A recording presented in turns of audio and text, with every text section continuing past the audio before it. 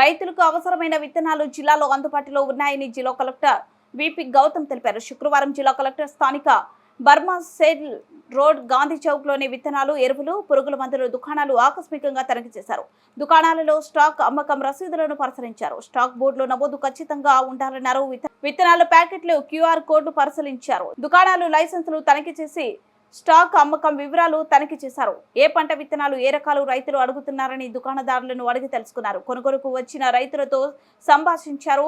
పోయినసారి ఏ పంట వేశారు, ఈసారి ఏ పంట వేస్తున్నది అడిగారు. అన్ని బ్రాండ్ల విత్తనాలు ఒకటేనని, ఒకటే బ్రాండ్ అందరూ కొని ఆ బ్రాండ్ విత్తనం డిమాండ్ పెంచి నష్టపోవద్దని, ఏ బ్రాండ్ అయిన వాతావరణ పరిస్థితుల నిర్వహణపైనే దిగుబడి వస్తుందని రైతులకు అవగాహన కల్పించారు.